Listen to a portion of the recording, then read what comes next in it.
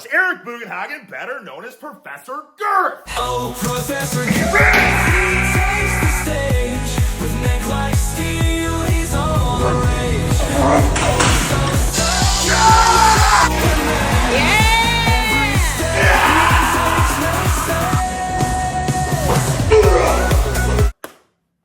Or some may know me as Dr. Density. Dr. Are you okay? Density, can't you stay? Your life is my world's great. Too many pencil necks, you drift away. Oh, Dr. Density, you're the cure and It's fitting for this video because we're talking about Dr. Mike, who's recently been stripped of the title, becoming Mr. Mike. But you bet your buttons I'm staying Dr. Density because I put too much time and research in developing tremendous girth. Let's see what this is all about. About warfare, but these guys do. This is Vernon, this is DJ, and they get people ready for their best shape ever in special operations, tactics, equipment, and physical fitness. And you know what? These guys actually, listen, you're going to say, Ricky, what are we even talking about here? And guys, full disclosure here, this is my 4th attempt at starting this video. All right, why would I say that? Well, because I want to tell you something. I want to tell you why I'm getting right into it. Attempt number 1, I got 6 minutes deep, and I didn't even start the video, and I felt like I was on a tangent. Like, we're not even 1 minute deep, and I already started the video. For attempt number 1, I got 6 minutes deep, just riff-raffing, ranting. I had to catch myself, slap myself on the wrist. I'm like, we're not doing it, brother. Attempt number 2, 3 minutes deep, and I said, we got to, attempt number 3, same thing. So that's why I'm just starting it right away. Because I feel like once we start it, I can talk about the topics. Otherwise, I'm talking about the PhD scandal and all this stuff that doesn't even have to do with the video. And I'm not making this video. I don't want to stir the pot. I'm not talking about drama here, okay? I'm about horse cockery. And if you don't believe it, check out my freaking shorts section, my YouTube shorts. And you'll see every single day I've been uploading a pure display of horse cockery. Every single day. And writing captions as to how does this apply to my life? Why just trying to build big muscles? And big muscles are cool, but what if you find yourself in a situation where a big bulging bicep is not adequate to save your life or your loved one's life? And that's pretty freaking fitting, isn't it? Because it brings us to this video. And what is the point of this video? To see if these guys are not only all show, but freaking all go as well. Because my point was, and how did I even get to this point? I'm looking at this guy. He's got bicep veins. He's got striations. He got freaking traps. You know what I mean? We're pretty jacked. Whereas, you know what I mean? Like, Dr. Mike is jacked as well. Dr. Mike is jacked. He's got the show. Does he have any go? And he would say, Ricky, you already know the answer to this. The answer is absolutely not. Of course he doesn't. And I don't know that, though, because I've never watched this video. I have never watched this video before. And it hit me like a ton of bricks saying, my God, man, for all the videos that you watch, and all the content that you make the freaking fellas sit down and watch with you. Like, I think there's one right here. Look at this. Look at this freaking video. What is this? Look at this. Watching Kevin Levrone dominate old school chess. I mean, come on. If we're going to watch that, why the frick wouldn't we watch something like this? This is applicable. You know, watching an old school bodybuilder train chess is cool, right? But this is applicable to the real world. This will actually have purpose and be freaking educational in a sense. And you would say, what do you mean though, Rick? What do you mean? My point is, guys, if all you're training for is vanity, you're not going to get that far, right? And vanity's cool, right? When you're young and you're just trying to peacock. You know what I mean? Trying to peacock, like, you know what I mean? That's all it is. You're just peacocking. But what happens when you're peacocking and a big peacock comes up to you? You know what I'm saying? And there might be you know what I mean? You might find yourself in a situation, for whatever it may be. And you're saying, well, my God, this isn't the barbarian times. That's not true. This absolutely does happen, okay? I don't pertain, I think that's the right word, to nightlife anymore. You know what I'm saying? But, brother, let me tell you something. Back in the day, when I would go to the bars all the time, you would find yourself almost guaranteed to get into a scuffle, okay? Also, I was a bouncer for a bit as well. You would be physical with people every single night, every night on the shift. Because people, listen, we're an intelligent species, right? But you get a couple drinks, a couple cocktails in you, that intelligence goes down the freaking drain. And then the primal the freaking primordial caveman brain starts to show. You know what I'm saying? And I was a victim to it myself. I've been with my wife a long time, and she's been a great influence on me. And one of the things she says, because I don't really realize it, but it's like, man, you get a couple drinks in you, and all of a sudden, for whatever reason, the smallest you want to scrap. You know what I'm saying? And other people are the same way. You know what I mean? Some people are lovers, some people are fighters. You know what I mean? And like these guys are training for go, he's training for show. But here's the deal. And he's like, and brother, here's the freaking deal. I want to get into this video. Trust me, I want to start. I'm already getting on a tangent again where it's like, Rick, you better restart this freaking video. No, but you know what? This is a great point. Because I've seen people say this before as well. I've seen people say this all the time online. Anytime you got, I don't even know, how could you, a bulbous being, B-E-I-N-G, a human being, bulbous being, you're going to have people, they're going to be somewhat, like, their manhood is going to be tested, right? Because there's a bulbous being in front of them. So they're going to want to scrap, they're going to want to tussle, they're going to want to challenge, right? So when bodybuilders, for instance, I think his name, I just saw a short or Instagram reel or something of Noel Diesel or whatever his name, however you pronounce it. Very famous, very successful content creator, bodybuilder, whatever. He made a skit, and he was in the pisser, and he was talking to himself. He's also playing another guy saying, hey man, just so you know, I can kick your ass. And he's like, oh, that's cool. I don't care, whatever. And he's like, listen guys, some people live for different reasons. It's not to fight or whatever. And it's like, yes, and that's true. And nobody should be lifting to get into fights for the most part, unless that's what you're doing. Unless you're training to freaking fight, yeah, by all means, get horsecock strong, horsecock humans, you know what I'm saying? But don't think that, you know what I mean? Like the comments on the internet, this is indicative of the real world, you know what I'm saying? It's like everyone's tough on keyboard warriors, everyone's tough behind the screen. Well, yes, because that's their real thoughts. It's just that they're too cowardly in real life to show their true colors. But that's what they're thinking. Like these are just their thoughts coming to light. You know what I mean? And the point is, you see that comment a lot. And people are like, oh, I can kick your ass. Like, you know what I mean? 140-pound guy can kick your ass or whatever. And for the most part, they're right. Because you have all show when you're just lifting, especially on machines and stuff. And my God, I'm 10 seconds deep. I'm sorry, fellas. We're 7 minutes in the video already. I basically just started and played the video for 10 seconds to do the exact same thing I restarted the video 4 other times for. I do apologize for that. Man, I don't even think we're going to get through this video. You know what I mean? I told my wife, I called her up on the phone, like, what time are you guys coming home? Okay, I got to make a video. Because I saw this, and it freaking fired me the hell up to make this, I know people are there's going to be plenty of comments, like, get to the point! Get to the point! This is the point! We don't even need to watch I've already made the point! The point has already been made! I can turn the video off. But I'm making this point because I know how he did in the jump. Because the jump has gone viral. The broad jump has gone viral. I haven't watched any of the other video. You bet your buns I've seen the viral clip everywhere on Instagram making the rounds. The 2-foot broad jump. Like a 6-year-old can jump as far. You know what I'm saying? And that broad jump is indicative of power. And I've seen comments, guys, because you bet your buns. When I see these reels make their way on the internet, I'm like, I have to read the comments. We all have to. What's the first thing you do when you got like, oh my God, I got to see what other people are saying about this. And everyone's like, wow. I literally saw a comment like, my 5-year-old can jump that far or something like that. And then other people are like, yeah, of course you can't jump far.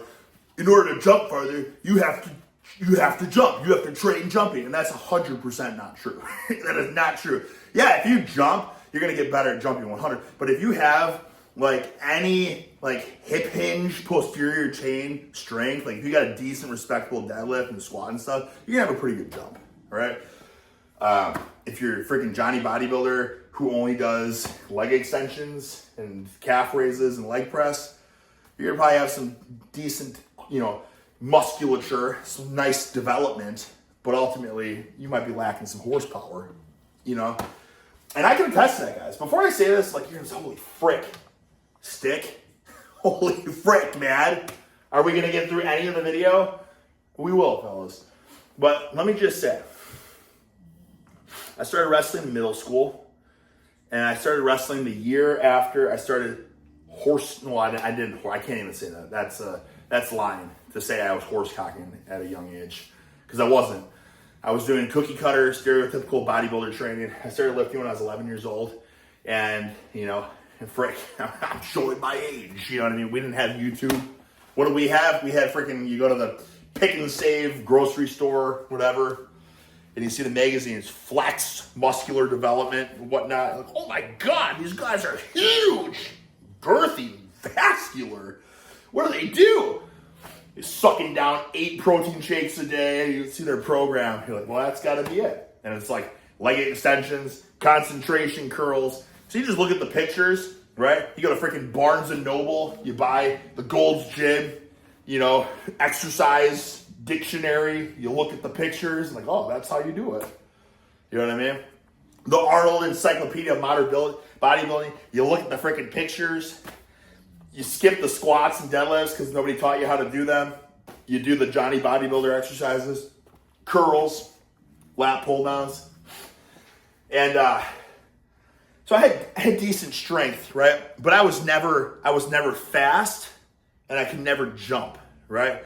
So like I was tough, I was a good wrestler, I was a state champion, but that was from toughness, right? When we tested stuff, like we tested our squat and all that for like high school wrestling, I was pitiful, super weak, right? Super weak squat. My bench was decent because I knew how to, because benching was easy and everyone wants to bench. Squat was pitiful.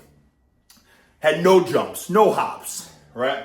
It wasn't until I started doing deadlifts and squatting, kettlebell swings, that kind of stuff. Now all of a sudden, I got, pretty freaking good at jumping, and I got pretty freaking fast at sprinting. Was I working on sprinting mechanics? Was I sprinting more? No, I just developed real applicable horsepower from doing real lifts, sandbags and stuff like that too. Like real stuff, squats, deadlifts, kettlebells, sandbags, Zerchers. I got into like kind of like the more, I don't want to say functional because CrossFit kind of, or like that era, things got diluted with what's functional. Like dinosaur training type stuff, odd objects, just heavy lifts, that kind of stuff. Pretty much the antithesis of everything Dr. Mike preaches. Like he preaches, the least amount, the most like stimulus to fatigue, right? You know what I'm saying? We got to minimize the fatigue. Having a bar on your back just totally exhausts the body. The recovery, you can't recover from it. So instead I opt for the pencil neck curls, you know what I'm saying? Like that kind of stuff. And that's what leads, I believe, to these jumping results. I don't know about the rest of it. I've never watched it. We're about 13 minutes in. We haven't even started the video. Let's freaking get to it. Listen, I'm going to take the physical fitness test today to see how dog shit I am at this. I like that they deadlift. I'm genuinely curious to see, because it's a trap bar deadlift too. So trap bar deadlift is a hybrid between a deadlift and a squat, right? Like you don't have to have a super strong posterior chain. Like you can be totally upright and do it. You can be rounded and do it. That's just a pure test of horse cockery. A lot of people knock the trap bar deadlift. Like there's no reason to use it. I couldn't disagree more. I think the trap bar deadlift is the ultimate, right? Because like technique can go out the window and you can still horse mega loads. And it comes down to, yes, the high handle makes it more like leverage down. Like somebody with long limbs can do tons of weight on a trap bar. But like a low handle trap bar is a brutal, difficult exercise. Brutal. I would even argue harder than a conventional deadlift. Anyways. All right, I got some farmers in there. I got somebody defending America, not me. Shit hard. Here we go, Mike. Every event here is based off of 3 tiers. What we're trying to do is develop Let's just see the results here. Maintain those for as long as possible. Come on, and then brother. we also want to Anyways. we're pushing forward constantly, maintaining that. As you can see here, I'm Rick the Stick. It's Rick the Stick. To this list of shit. Heavy loads of it's Rick the Stick. Rick the Stick. thick as frick. Thick as frick pump cover is back in stock. My most popular lineage? No, linen of horse and hefton and heathen. Linen, not lineage. Here we go. This is the freaking test here. Anyways, that is available. It's Black Friday. Black Friday freaking sale is already started at thickasfrick.com. You want to be a thick horse cock? This is the shirt for you. All right. Also got an equine by design shirt. So you don't just become a horse freak by accident. You know what I'm saying? It takes freaking thought. It takes cojones. It takes gusto to become one. All right, let's get to this. Come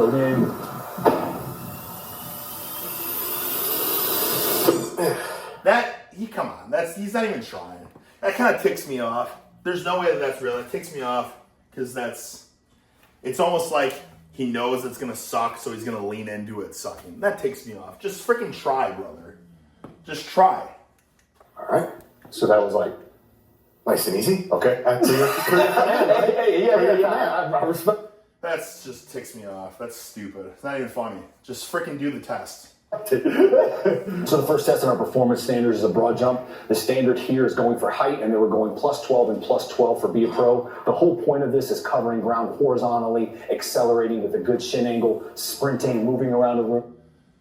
If I'm not mistaken, so I have a video here, guys. I have a video on YouTube. I did this like a few years ago after I had ACL meniscus surgery.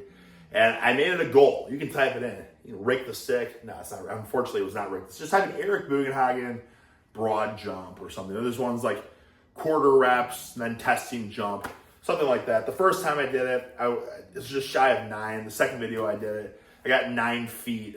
This is at like 260-ish pounds, 260, 270 pounds.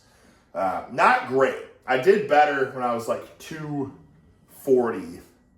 I want to say I did like 9.5. It was before my first knee surgery. Anyways, jumping, I was never a jumping athlete. I was a scrapper. I was a tussler. You know what I'm saying? But I'm giving you some real numbers that's what I did. I got 9 feet a few years back. Had a pretty bulbous body weight.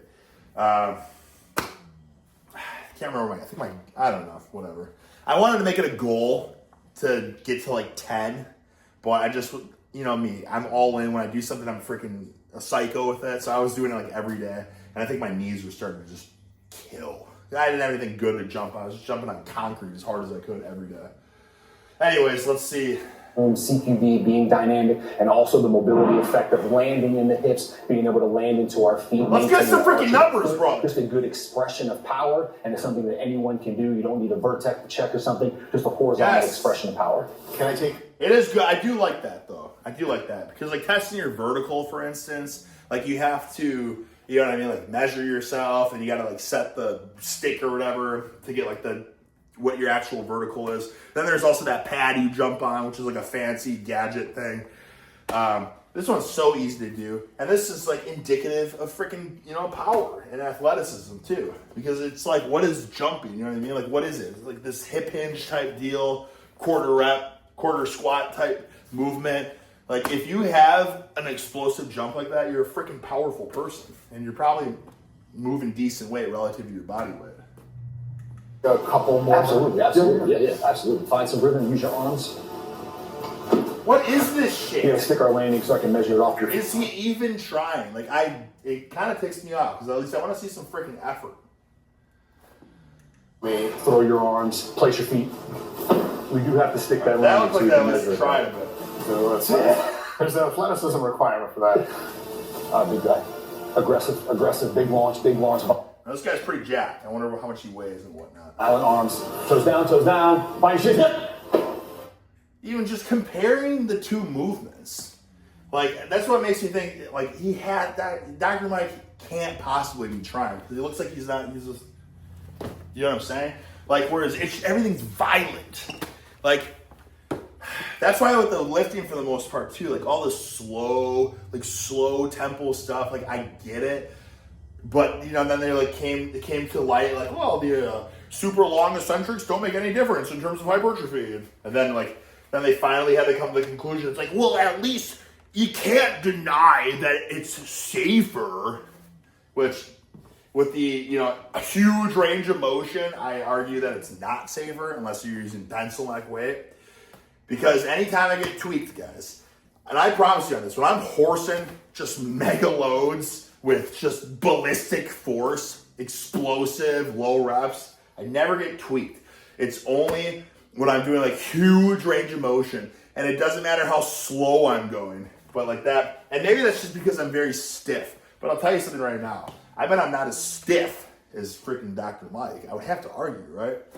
But that's where like the mobility comes into play. And a lot of people say, no, but Ricky, for horsepower, you want to be tight because you're like a spring. You're like a loaded spring.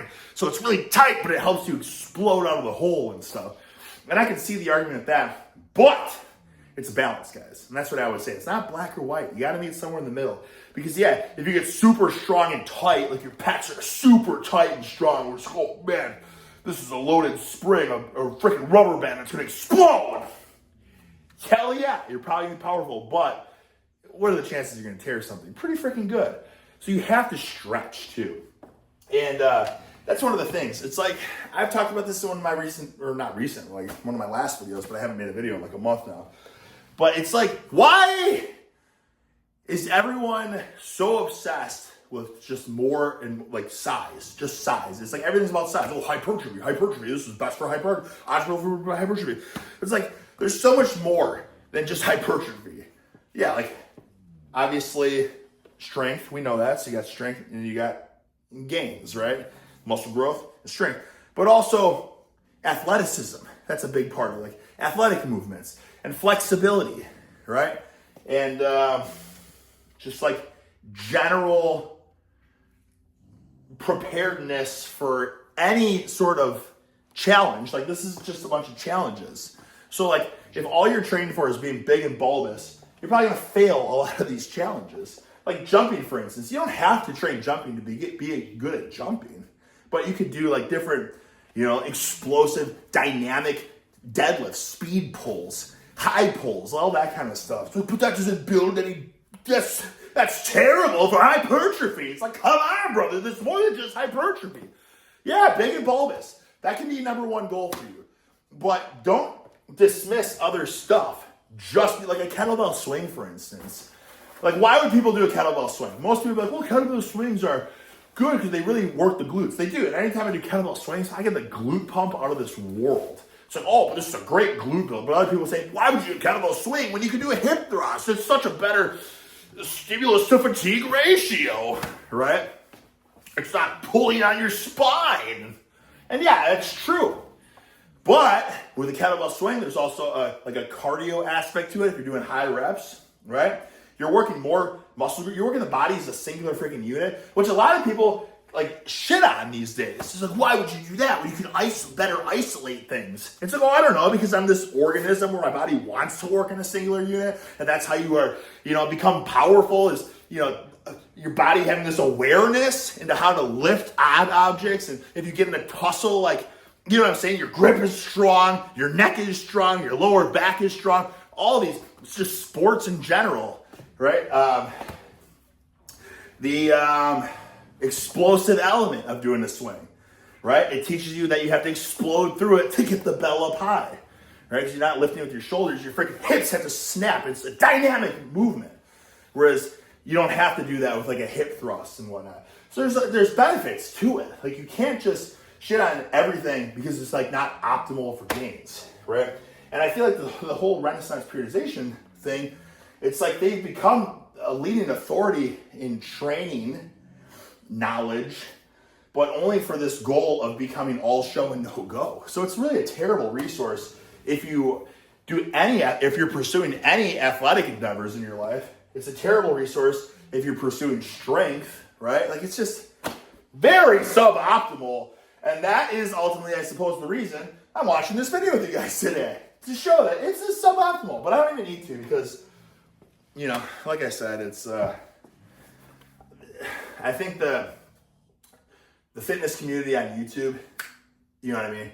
The blindfold has finally been lifted and people are starting to see the light. Mainly, honestly, mainly because of this video. I think this is it. Because a lot of you can talk a big game, you can be like, this is optimal, that's not, this is gonna build a ton of strength and muscle, right? But when you get put to the test in that regard, you're the one preaching that these things are gonna work so well, you're gonna get so huge and so jacked and so powerful and whatnot, this is the best way to train. And then someone says, okay, well, here, do these basic things, and you can't do them. It's like, whoa, brother. But you're the lead authority, right? And then some people might be like, well, in sports, the best players don't make the best coaches. A lot of the coaches were never pro themselves. But that's different because there is an element of skill to it. With just moving, for the most part, this is all basic. Jumping is an elementary skill that even children can do. You know, a 4-year-old can jump, right? Bench pressing almost takes no skill. One of the easiest exercises to do. I don't know what else I saw in here. Pull-ups and stuff. These basic things. Jogging, super basic. So there's no skill. Yeah, these masterminds of being head coaches in sports and all that, that's a brilliant mind for this. They just never were born with the athleticism. And you can say, like, well, yeah, strength is genetic as well. But, like, guys, yes and no. Like, there's a difference between, like, oh, this guy's just not genetically gifted for athleticism, therefore, like for me, I'm not a super explosive guy, you know, 270-ish pounds, jumping 9-foot broad jump, right? Like elite athletes are doing like 10 plus probably, or around 10. So it's like, yeah, I mean, I never was a great jumper, right? I never was the most explosive athlete. I can wholeheartedly admit that. But I'm still at 9. There's a big difference between like, oh, 4 feet. It's like 4 feet, brother. You're taller than you can, you know what I'm saying? And I think they have the measurement here. Anyways, this is getting crazy. This video's getting crazy long. There's no way we're going to make it through this. Put your feet there. Better. You got to stick it, my guy. He's just getting kicked the frick off. He's getting so flustered. He's like, brother, you just jump. Just land just stick the landing. You're jumping 3 feet. Just stick it. It's like the forward momentum keeps going, I guess. Black Friday was originally coined in the 1950s from the Philadelphia Police Department, used to describe the chaotic nature of shoppers. Is that the last edge of insanity? Where did you get it? Last one! Stop! Oh no. Officer, please! Do you want early access to Psycho Farmer's Black Friday deals? Or do you want to be chained to the shackles? These deals are worth going to prison! 50% off! 50% off site-wide! I gotta break free! Let's sign up for early access! Yeah! Wow, that was so easy! Now I have access to all my favorite products before they sell out! Now we can both have Edge of Insanity. The forward momentum, bro. Just freaking lift it. Just land. There you go. There you go. So it's kind of funny, and I'm not, guys, I'm trying to open people's eyes. That's really all it is. Like, I'll put him over where I can. He had a tremendous overhead press back in his young days. Tremendous overhead press, super strong. His other power lifts or whatnot, not nearly on the level, but his overhead press was like freaking world class. I'll put him over where I can. But I'm watching this stuff, just watching the jumping, and I'm not a jump specialist, but I can tell, like, when he's, you know what I'm saying? Like, it just looks like he's severely lacking core strength. Is that what it looks like to you guys? Which would make sense, because look, he's got super vascular, big bulbous calves, huge shoulders and back, massive chest, big arms. But like, where do they say, what's the most important, like for athleticism and power in general, like from here to here, you know what I'm saying? Here to here, like this is your freaking, all your, you know what I mean? Like this is where all your power is coming from, right? And that's like when all your training is hypertrophy, bro, machines, tempos, lightweight, and all that. You're getting no core strength. So you look good in a Speedo, but don't expect to ever win in any scuffles if anyone ever approaches you or threatens you, or if you enter any sort of athletic event, or just a million things. I don't know. Anyways. But maybe I'm an idiot. I don't know. All I can give is my 2 cents, right? I'm kind of honestly getting depressed even talking about this. 5-4. Big arm swing. Load. Hit. Hell of a jump. This guy looks like a freaking, you know what I mean? He probably trains like tough. You know what I'm saying? Like there's no other way to put it. He probably just does good, solid, tough training. Probably lunges, squats, deadlifts, does some kettlebell swings or something. Probably runs, pull-ups, you know, basic training without gimmicks. 9-4. DJ had a 9-4. 9-4, yeah. Mike had a 5-4. I'll get that standard. Ooh, there you go. There we go. Look at that 5'9". Minimum standard. That was a very unathletic 5'9", but I'll give it to you, man. That's 5. Very unathletic 5'9". But I promise you it doesn't have to be that way. I mean, yeah, I don't know. I promise you, brother, I know you, but this is the thing, like he's lifted heavy in the past because he did powerlifting in the past. I guarantee it if he just went back, you know, gave a rest to the stimulus to fatigue and all that bullshit and optimal and hypertrophy and this is too, you know what I mean? And just went back to doing some freaking Romanian deadlifts. You know, the full range of motion too, guys. Like, listen, full ROM or get the frick out. It's a terrible mindset. Full range of motion is great. Partials are also great, okay? I don't even claim to know it all or be an authority, but I know for a fact, this is why 5 years ago or whatever, when I was doing the broad jumping, I started with quarter rep squats before testing my broad jump. And that's just because, well, that was my program. I was going to do that, and then I was going to jump.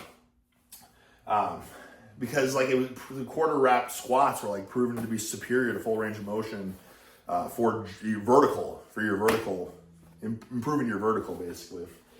And but then people are like, yeah, but if all I care about is being Johnny bodybuilder and I just want to build voluptuous mass, then why do I want to do full ROM? And I would still argue with that. I don't think so. I think yes, you do both. You do it all, honestly. Because sometimes, guys, especially if you have certain tweaks or whatever, full range of motion does not feel good and might tweak you. And I don't give a frick who you are, what you say. If you say, no, it does, I make you bulletproof, that's not true at all. Just get a little bit older eventually. And it's just the way it is. Some days you're just tired or dehydrated or whatever it may be. But like anytime I ever get tweaked, it's just when I'm doing a big range of motion. I never get tweaked doing small range of motion. And I'm not saying small range of motion is better than full range of motion. You gotta do both. But you do full range of motion with X amount of pounds, and then you do partials with X plus the extra freaking 20% of weight you can move. You know what I mean? It's a better way to strengthen your nervous system.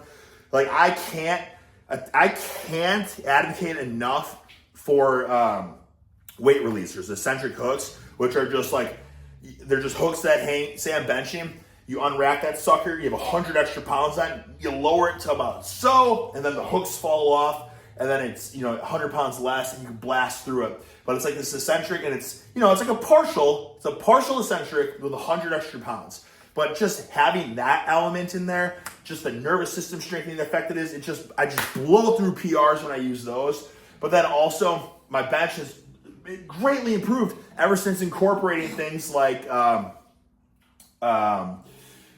floor press, which is basically a partial, and just throwing the slingshot on it. Like, I don't care. I think people don't use slingshots now because of ego. Back in the past, people were like, oh, slingshot's just ego lifting. And yes, if you're only using your slingshot when you're benching, you're purely benching with your ego. But if you go to max weight, and then you can't go any heavier, you burned out with reps or whatever, and then you throw the slingshot on, that's a brilliant. Why would you not do that? It makes sense. It doesn't make any sense to not do that. Or what I like to do is I like to warm up, get to a pretty heavy, respectable weight. Then I throw the slingshot on, and I go up another 50 pounds or so. And then I take the slingshot off for my top set without the slingshot with that same extra 50 pounds on that I had the slingshot on. Because it's just like, it's another way to progressively warm up or prime up your nervous system. Like, you're doing raw weight, okay? And then at a point, you put on these, it's like band assistance almost. So it's like, it's a full range of motion, but the tension, you're accommodating resistance. So then you're progressively like, Okay, say it's 50 pounds less than your chest and it's full weight up here. Now, after that very top set, you take a slingshot off. Now that you have 50 pounds more on your chest and then full weight up too. Like, just different tricks like that. But my whole point is, like, doing different partials for, like, Romanian deadlift is basically a partial. But even doing a rack pull below the knee, rack pull at the knee level, and even above the knee, as long as you're not turning a rack pull into this. Like, if you're doing an actual hinge, that's great too. Squats are amazing. Box squats, absolutely amazing, right? High box, low box, right? They're all good. You should be doing all of it. And, like, what's the best? There's no best. There's only a best for you at that particular time. Because some days you can go full range of motion. Some days you shouldn't, right? If you're just not feeling it or you're not excited to do it, hey, cut the freaking range of motion a bit. Do some partial work, right? It's more fun. You can move more weight around. And then all of a sudden, you know, you go back the next day and maybe the weight feels a little bit lighter. Your freaking nervous system's gotten more adjusted to that heavier weight. Now you go back to full range of motion. Oh, this felt more like locked in and controlled. Anyways, I'm saying there's no black and white. We got to meet in the middle somewhere. You know, like, this training, guys, it's like you can see now that you're standing on a pedestal and you're saying that this is the most optimal way to do it.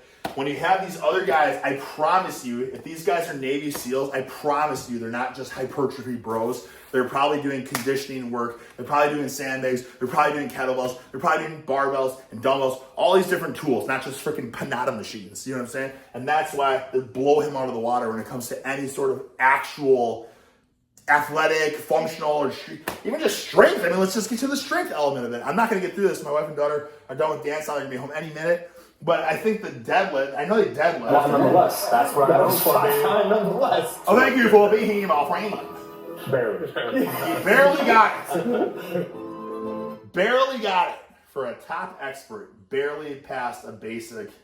Yeah. What we got here is for the chop bar deadlift. We're gonna go for. And guys, listen, I don't like, I'm not talking shit. I'm really not. I'm looking at this from a very objective point of view, right? I would love for Dr. Mike to freaking crush this test. You know, honestly, at this point, he's taking so much shit online. Like, and I don't even look it up. It's flooding my algorithm because, you know, I'm a fitness guy or whatever. So, like, they just like, oh, you like fitness? Here's more Dr. Mike PhD scandal videos. You know what I mean? Like, these things are just flooding my freaking timeline or my feed or whatever. So I'm just seeing, everyone's just making videos just shitting on, oh, PhD, this guy's no expert, whatever. I would love for him to have everyone eat their freaking words and whatever. But he's eating a lot of shit right now. And some would say it's deserving because he's been preaching, you know, standing on a pedestal, saying it's my way or the freaking highway in terms of you want to build this or I'm better, bigger and better than Mike Menzer and all that. So yeah, I mean, a lot of people probably took offense to the things he said, but like, I don't like to kick someone when they're down. So like, that's what I'm saying. I'm like depressed for me to make this video even because it doesn't feel good to knock other people. You know what I mean? So I would love, but I just make this just to prove a point because at the end of the day, like I don't have a motive when it comes to like how you should train or whatnot. You know what I mean? Like I did bodybuilding style of training. I tried doing more of the research stuff and then powerlifting and then went oddball, went behind the backs and Jeffersons and Zerchers and, you know, did kettlebell, got into kettlebells for a while, got into sandbag training for a while, you know, and then went back kind of bodybuilding stuff and then back to, and it's just like, I've kind of realized that like there's no right way. It's just what you enjoy the most because if you enjoy it, you're gonna be consistent with it and you're gonna bring a lot of passion to it because you freaking are having fun with it. And the second you start losing the passion and the enjoyment for it, you probably should try to find something else because that's what's gonna really keep you giving 100% effort. Like seeing these broad jumps, I'm telling you right now, like when he was doing it, you could tell like he didn't really want to do it. You could see that. He didn't really want to do it. He's doing it for this video. And you know, power to them. They got 1.3 million views. They probably made freaking, I don't know, what do you guys think they made on this? $13,000? Probably something like that. $13,000, $15,000, I'd have to imagine. It's a hell of a lot of money for us just to do some jumps and some push-ups and stuff like that. So at the end of the day, they're the ones laughing. But yeah, I mean, I don't think it did their style of training any justice. And it's not like, oh wow, these Navy SEALs are way tough. We know they're freaking tough. Like I know that like a Green Beret, Navy SEAL, like, these guys are freaking badasses. Like you don't need Renaissance periodization, Dr. Mike, to be like, oh wow, these guys are actually tougher than. Of course they're the freaking some of the toughest SOBs in the freaking country. Of course they're tough. Of course, and that's why they, you know what I'm saying? Like, frick, man. 5 reps. So the minimum is 1.5 times our body weight for 5 reps. At least 1.5 times our body weight for 5 reps. That's the so you know me, guys. I like to do very low reps when it comes to deadlifting. I like to shoot for 1. Rarely do I go above 1 when it's heavyweight, but like when I tested my best 5, and this was like 4 or 5 years ago, I did 800 for 5. Okay, so he's got to do 1.5 times. So that's 360 pounds. Am I that much of an imbecile? 360 pounds basically for 5 reps. Holy buckets, man!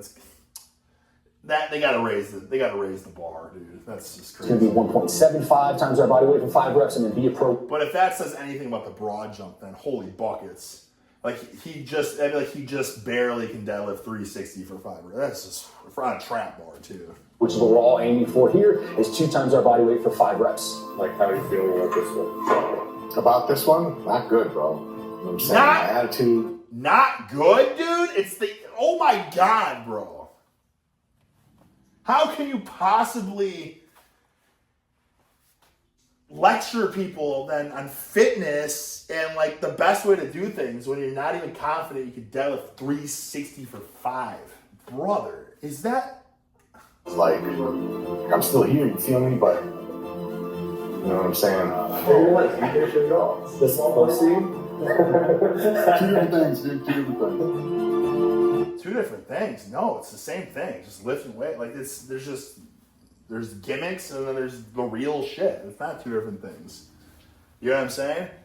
There's a gimmick way to train, which clearly doesn't work, and there's the right way to train. It's not 2 different things at all. Are they doing 7. Yeah, so they're doing it on blocks. So they're basically doing a high handle trap bar deadlift. Oh my god, bro. Pull under. Wedge yourself in. Push. Push hips. Push hips. Push hips. 2 more. Up hips. Hips.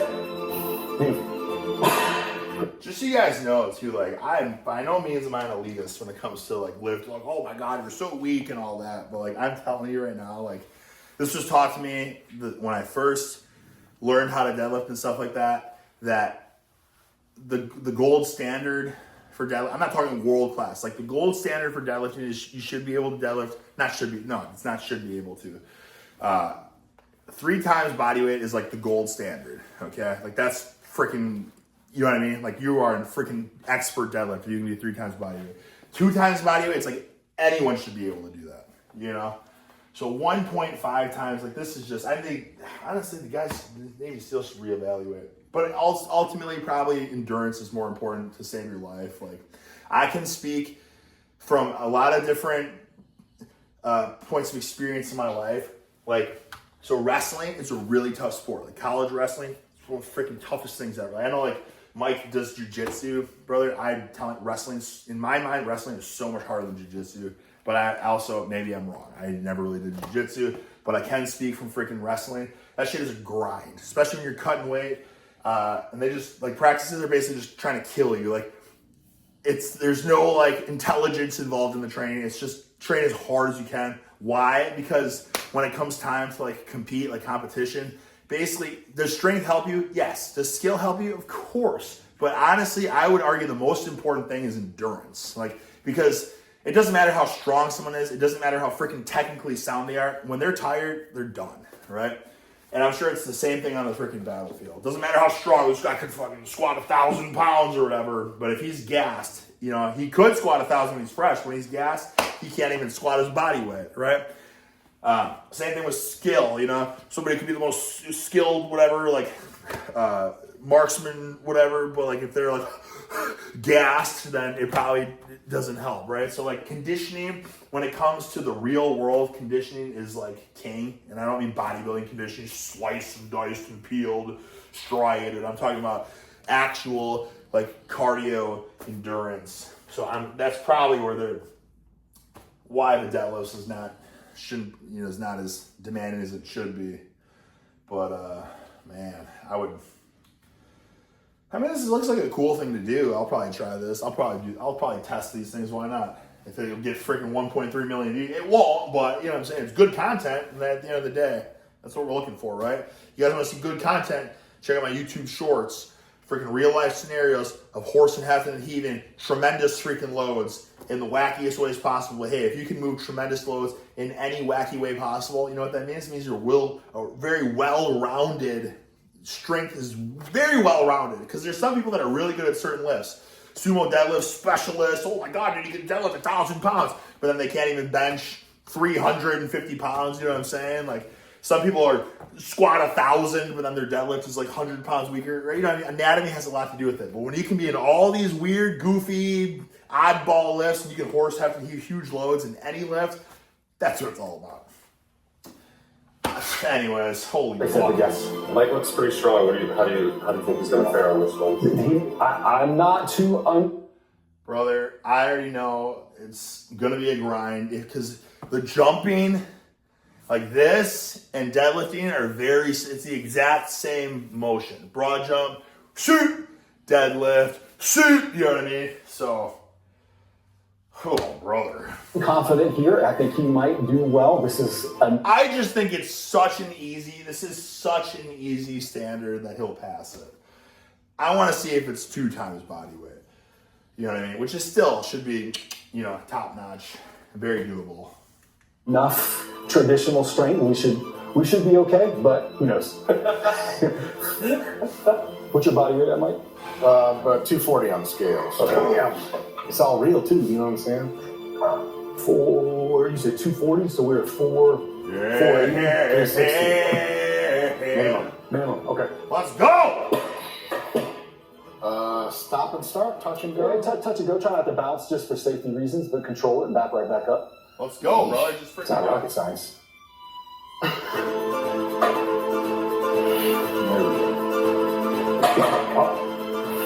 it's just too easy. It's way too light, man. Like, honestly, first-year lifters can get to that.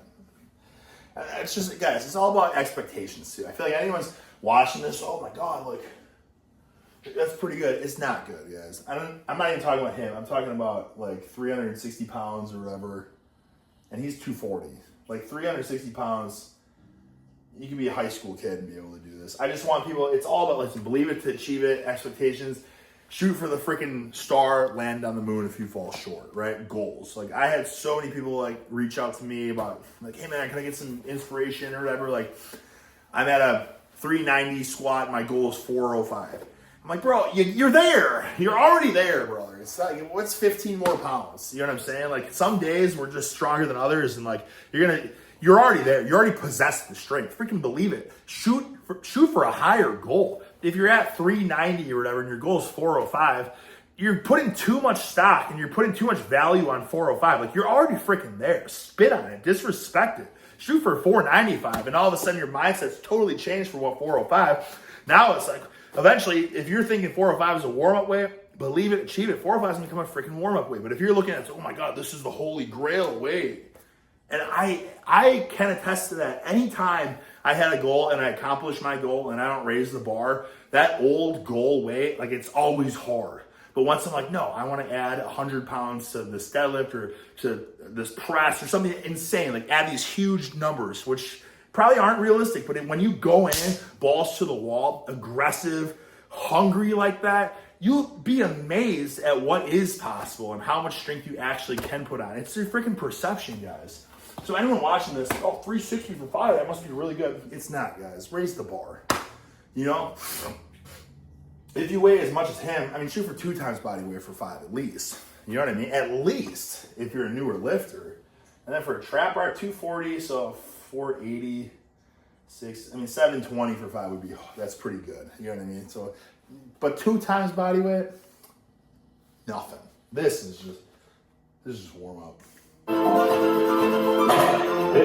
we go, Mike. I mean, he's obviously going to get it. This is just, There we go. It's too easy. Anyways, this wife and daughter are going to be home in 5 minutes, and I don't want to have to abruptly end. So I will say this, fellas. I will say this. I'll come back to finish this video. I don't want to make them too long, where people just watch it twice the speed through, skip, and they're missing a lot of it. Because I think a lot of times people are like, you're not even talking about the video. again, it's not even about the video per se. The video is just giving me something to riff off of. You know what I'm saying? That's why, like, every time I started, I told you guys, this is like the 4th or 5th try to make this video. And 5 minutes in, I'm like, man, I'm riffing off of nothing right now. I want to riff off this video. So, like, once I just started, it's like, oh yeah, let's talk about that. And then, like, that's what the tidbits are in there. The tidbits are not on here. If you want to watch the video, just watch the freaking video itself. You're watching this to pick Dr. D's B. You know what I'm saying? Brain. You know what I'm saying, fellas? Oh. But I don't know the other events. I'm pretty sure there's a bench on there. Farmer's Walk. Like, I don't know how he did it. I just saw those little, like, highlight reels of it. But I'll come back and I'll watch it. Apologize for, being gone for so long, fellas, with the TV talk, watches or whatever. I just got to find a balance because I went all in on YouTube Shorts. 20 million, going on 22 million views this month from YouTube Shorts. You know what I'm saying? Horse cockery is freaking going to explode. Trust me. It's spreading. People are seeing this and like, oh man, I want to train like that, right? And I'm not telling you it's the right way or wrong way to train. I just feel like people are so, for instance, this is not calling him out or anything, but like Jeff Nibbert's like exercise tier list. It's a terrible thing. Not because he picks terrible exercises or I like that exercise. Why is that serious? Not because of that. Because you shouldn't be telling people what's good and what's bad. I made a comment on someone else's video about it. I'm like, man, ranking exercise or deeming exercises good or bad is the dumbest thing ever. Because like what you're saying is bad might be amazing for someone depending on what they're doing in life, or maybe it's just like a plateau buster for them. But Jeff said that was suboptimal. Yeah, but for you, that could be golden, just the most pristine, optimal exercise that will help you break through that plateau. The only way you should ever come to conclusions like, hey, watch this stuff purely for entertainment value or whatever, maybe to learn a thing or two or whatever, like, oh, I never thought about that before. But you have to go and try stuff for yourself. Because like, I'll give you another example, because like you can't go off of like people's theory and stuff. T-bar rows, like fellas, I did T-bar rows about a month ago now. And everyone looks at it like, oh my God, there's hardly any actual squeeze and range of motion in the T-bar row. It's a terrible exercise. Ronnie Coleman didn't know what he was doing. And I was at a gym that had a good T-bar row set, like a real T-bar row, not the cushy, Lamborghini seat, like, oh, that's so cushy. No, like real, like the bar in the corner. And I was like, frick, man, I haven't done T-bar rows in forever. And because of that, I wasn't trained in that specific movement pattern, and I'm trying to horse decent weight. But I horsed way more weight back when I was a lot smaller and weaker. So I'm like, oh, man, I want to get up to, 10, 11 plates. And I was up to 7 plates. And I pulled my lat. I got this strain here. And I'm like, oh, it's no big deal. Like, whatever. It's just, I just overstretched it probably. And a month's gone by, and it's still, like, anytime I do any deadlift, I feel like it restrains. I try doing pull-ups, just, like, restrain. Then I feel like there's a slight divot in here now. I'm like, okay, that might honestly be, like, a torn muscle, right?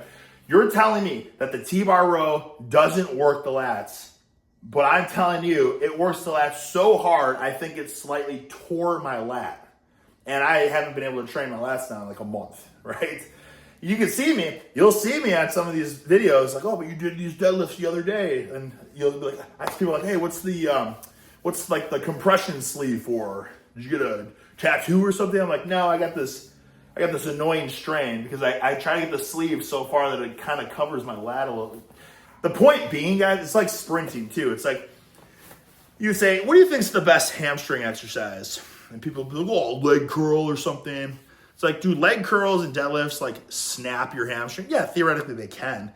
But anybody that doesn't sprint, like is a specialist in sprinting, and then goes and just sprints out of the blue, like, hey, even if you're warm, like you can be as warm as you want, just go sprint a few times and see if you pull a hamstring. It's that freaking intense. You know what I'm saying? That happened. That's the way I can tell you guys. It's like through experience, like holy buckets. Like that is extremely hard on your lats. That is extremely hard on your hamstrings. So much so that I don't want to do it again. But to say that these exercises are suboptimal to train these muscle groups, like for you, yeah. Like for me, a T-bar row has become suboptimal for my lats because it's so it works your lats so hard that it freaking, I hate to say it, I don't want to say it, but I might have slightly torn my lat. And then sprinting, like, oh, it's not going to work your hamstrings at all. You know what I mean? It's total. There's no eccentric or whatever. You know, the nerd shit people say. Not that it's nerdy to say eccentric, because it's just a phase of the movement or whatever. But to say because it's not this big range of motion and whatnot, it's not going to, it's just not, you have to do the stuff itself. You have to try it, right? All our bodies are a little bit different. And it's the gusto you bring to it, the effort you bring to it. Find ways to do it. Find ways to make it work. Like a slingshot. For some people, if you have a huge ego and you use a slingshot, it might not be a good thing because you're going to become super dependent on it. But if you are smart, level-headed, and you're benching, and you know you've been stuck in a plateau, whether it's dumbbells or barbell or whatever, you know what? Get a freaking slingshot and throw it on for your top sets or for some of your warm-up sets or whatever. I promise you, all it's going to do is help you bust through plateaus. And that's not, I'm not even saying the slingshot brand. Get the Mark belt. No, I don't care what brand. You know what I mean? One that's not super strong, because there are those new fancy slingshots that help you move 300 more pounds, and that's probably not going to do the same thing. But not to say that that's stupid too, because I caught myself and I'm like, man, these new slingshots, people are benching 300 more pounds. It doesn't even, what's the point? Then I got to take a step back. But you know, Ricky, maybe there is a point. And you know what? The point could be because you still have to unrack it and you have to hold it and maybe get to this point before it helps you, whatever. But even from 300 more pounds to unrack and hold, like, I've seen enough people online now. That's the beautiful thing about social media.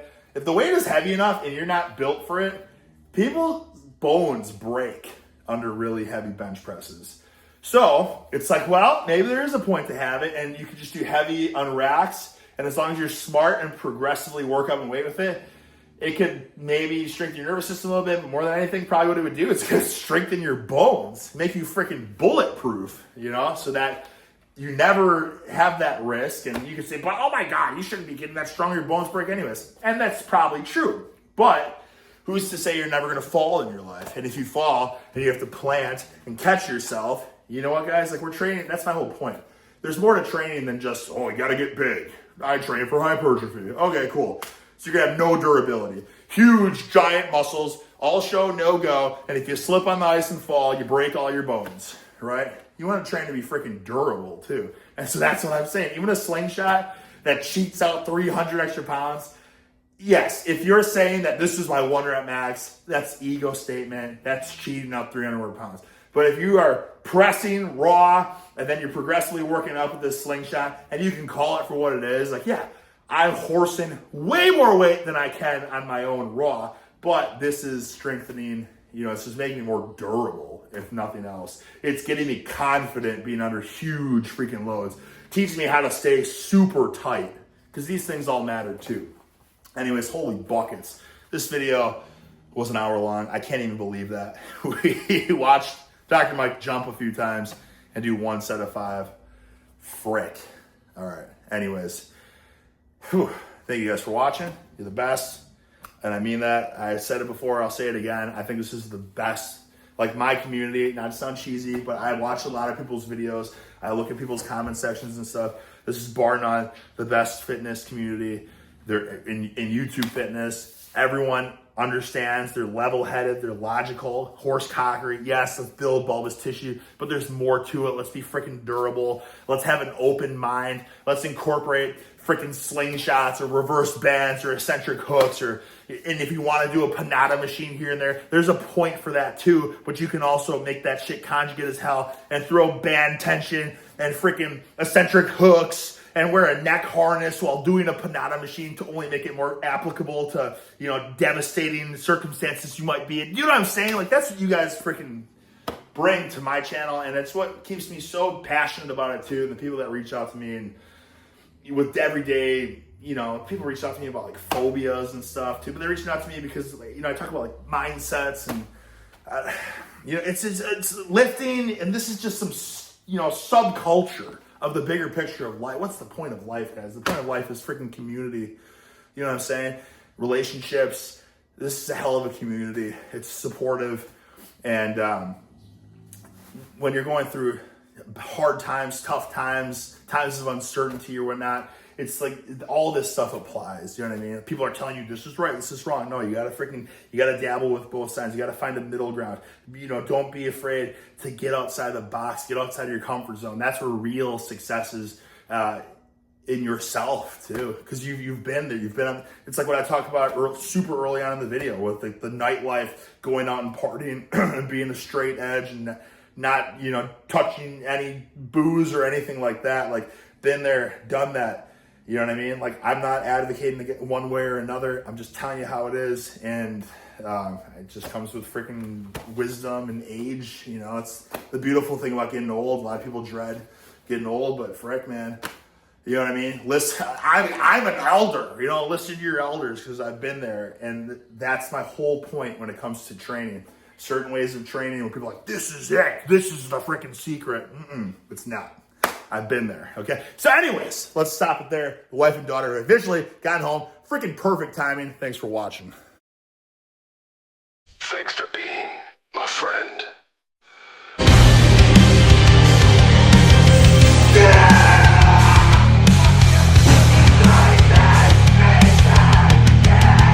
Is it wrong to have a goal, to be driven, to freaking have a burning desire deep down inside to hit X amount of weight? And if it's not there, then you try again. Then you try again. And then you try again. Because I'll tell you something, when you're feeling freaking so focused and obsessed, you're gonna get it. You're gonna